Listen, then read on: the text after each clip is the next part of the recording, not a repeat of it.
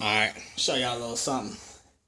Alright, I got this bike I just bought on eBay, and I'm trying to, put it together. So I got the head, and, they need to be pressed in, the top and the bottom.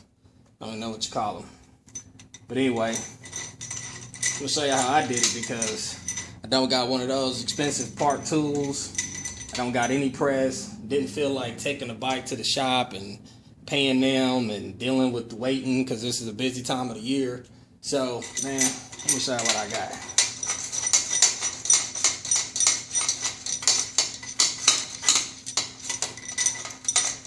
Alright. I went to Home Depot. Got one of these 10-inch bolts. I believe it's 3/8 size washer. I got a smaller washer too to just give it a little more stability. So just put that on there. Slide this on. Now it takes a little bit of finagling, because it would be better if the washer is even bigger, because you got to get them really lined up perfectly.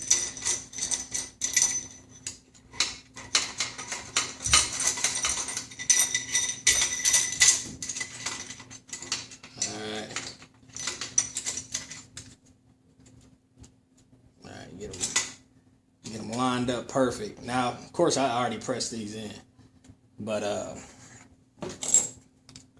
these are the best tools.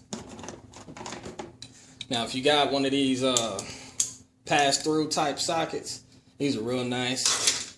You can fit right at there, or these obviously pass right through. So one on top, one on the bottom, and you just do your thing, tighten it right on up.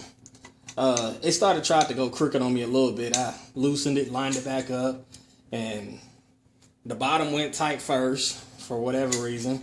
Then I kind of lined it back up and got the top on. It's easy.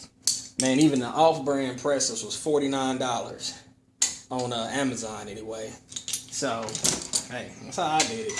Some people probably might criticize, but look, I got it done quick and easy. Oh yeah. This bolt, washers and stuff cost me like $3.60 at Home Depot.